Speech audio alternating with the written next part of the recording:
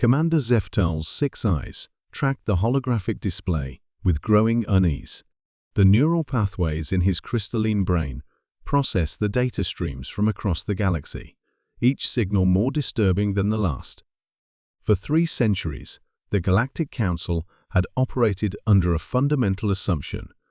Humans were the diplomatic species, the peacemakers, the ones who absorbed insults, endured territorial violations, and smiled through trade disputes that would have sparked wars between any other civilizations. That assumption died at 14:32 Galactic Standard Time, on Terran date March 15, 2387. Dr. Elena Vasquez stood before the Council's emergency assembly, her dark eyes no longer carrying the warmth that had made her the most beloved ambassador in galactic history. The chamber, normally filled with the chittering, humming, and electromagnetic communications of a dozen species, had fallen into absolute silence. The Korthax hegemony has made their position clear, Elena said, her voice carrying across the vast chamber with mechanical precision. They believe humanity's home system is strategically valuable, and our resistance to their mining operations is an inefficient allocation of resources. The Korthax representative, a towering insectoid creature with razor-sharp mandibles, clicked dismissively. The human emotional response is irrelevant. 17 billion units of rare earth elements lie beneath your ocean floors. Your species may relocate to the designated reserve worlds. Zeftal had witnessed this exact scenario play out countless times over the decades. Humanity would protest diplomatically, offer compromises, suggest alternative solutions. Other species had long since learned to push humans to their breaking point, because they never seemed to have one. The humans would bend, accommodate, and ultimately accept whatever arrangement caused the least conflict. Elena nodded slowly, as if she had been expecting this response. I see. And the 70 billion humans currently living on Earth, along with the trillions of other life forms that call it home, are simply expected to relocate. Correct. The Korthax buzzed through his translator. We are prepared to offer suitable compensation in the form of 3 uninhabited worlds in the Outer Rim. Your species has demonstrated remarkable adaptability. Something shifted in Elena's posture. Zeftal's sensory organs detected a subtle change in her bioelectric field, a hardening that he had never observed in any human before. How generous, Elena replied, her tone flat. And if we refuse? The Korthax compound eyes glittered. Then you will be removed by force. The hegemony has already positioned enforcement fleets at the edge of your system. For 37 seconds, Elena said nothing. The chamber remained silent, except for the ambient hum of life support systems. When she finally spoke, her words would be recorded, translated, and transmitted to every corner of the galaxy within the hour. For 312 years, humanity has served as this council's mediator. We have negotiated peace between the Velta Confederacy and the Silicon Collective. We prevented the annihilation of the crystalline worlds. We sacrificed our own mining rights in the Proxima system to establish neutral zones. We have absorbed territorial losses, trade disadvantages, and diplomatic slights because we believed in the possibility of peaceful coexistence. Elena's hands remained steady, but Zeftal's advanced sensors detected her heart rate climbing to dangerous levels. We have been patient, she continued, because we assumed that other species, given time, would develop the same capacity for reason and restraint that has allowed humanity to survive our own violent history. We have been tolerant. The last word carried weight that seemed to press against every conscious mind in the chamber. But tolerance, Elena said, has limits. She touched a small device on her wrist.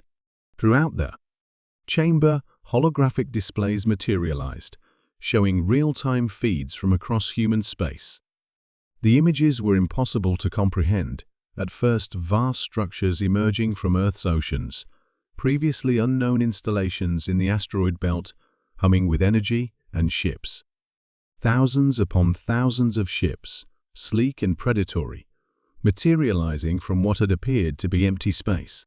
The Terran Defense Initiative has been operational for 2 centuries, Elena announced.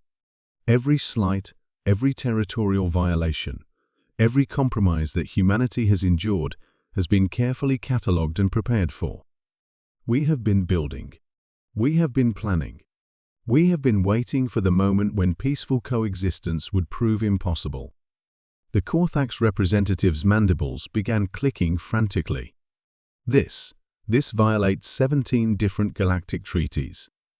Elena's smile was nothing like the warm expressions that had charmed diplomats for decades. Those treaties assumed good faith from all parties. The Korthax hegemony's ultimatum demonstrates that such faith is misplaced. Zeftal's worst fears crystallized as more data flooded the displays. Human technology had advanced far beyond what any species had imagined. Quantum displacement drives, gravitational manipulation weapons, self-replicating defense systems. While the galaxy had grown comfortable viewing humanity as the accommodating species, humans had been preparing for the day when accommodation would no longer be possible. Every species in this chamber has benefited from human restraint, Elena said, her gaze sweeping across the assembled representatives. You have interpreted our patience as weakness, our diplomacy as inability to defend ourselves. This interpretation ends today. The holographic displays shifted to show fleet movements throughout the galaxy.